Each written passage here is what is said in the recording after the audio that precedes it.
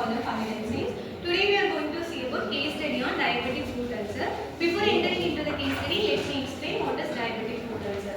It is a serious wound on the foot, common in people with diabetes due to reduced sensation, nerve damage, poor blood circulation. If it is untreated, it will lead to infection, severe tissue damage, potentially amputation. We will see the case study one by one. First one is patient profile.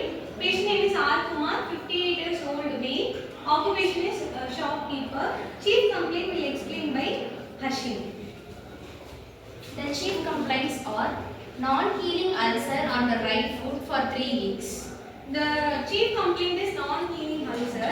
The common causes of diabetic foot ulcer is poor blood circulation, nerve damage and trauma. Next, present history will be explained by Ganga. A small blister on tender surface of his right foot, no fever and no pain.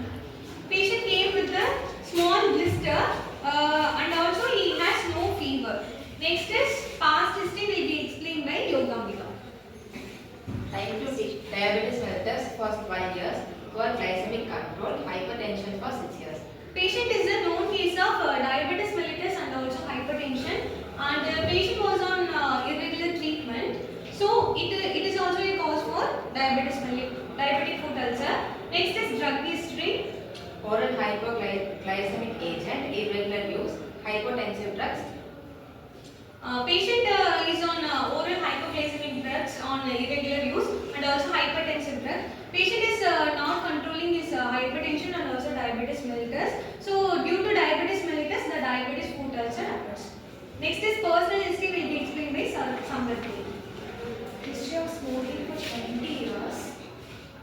Family history. Positive history of DM for his father. From his father, the diabetes is inherited to the son. So patient is also a smoker for past 20 years. Smoking is also another reason for diabetic foot ulcer. Next is physical examination will be explained by Soumya. Weekly 140 per 90 mm by HG. Pulse 86 beats per minute. Local examination. In physical examination, the vitals are BP and pulse. BP is slightly elevated due to patient is a known case of hypertension and also he was in irregular treatment. Next is local examination. Ulcer size 3 into 2 cm. Age undefined. Discharge fluid smells. Discharge surrounding site minded.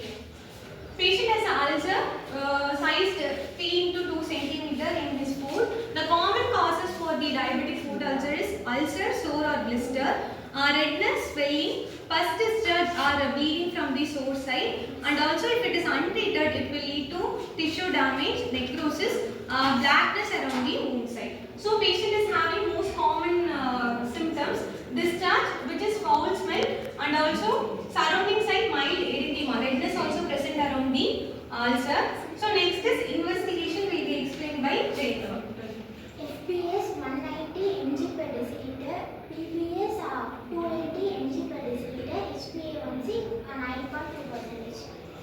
So patient is a known case of diabetes. So we will screen for diabetes mellitus. Fasting blood sugar is 190, postprandial blood sugar is 280, HbA1c is 9.2. The three levels are abnormal. So patient is already a known case of diabetes mellitus and also he was in irregular treatment. So the blood sugar levels are elevated.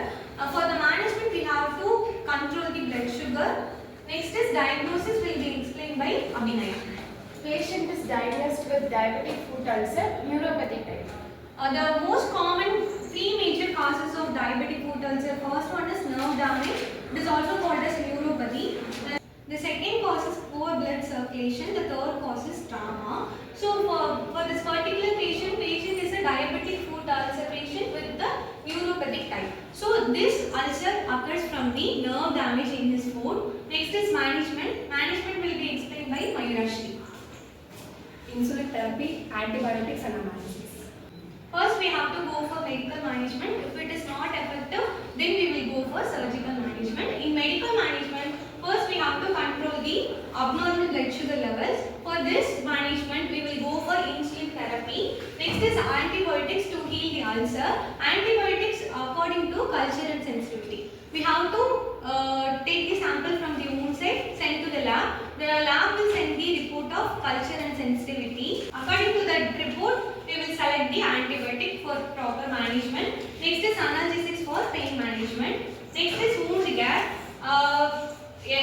Medical management is important as well as wound care also important. In wound care, first we will go for debridement. Debridement means removing dead tissue. We have to remove the dead tissue from the ulcer site and also sterile saline dressing daily. Here is the summary of diabetic foot ulcer. Patient came with a complaint of foot ulcer. We have investigated blood sugar levels and also culture and sensitivity test for this patient.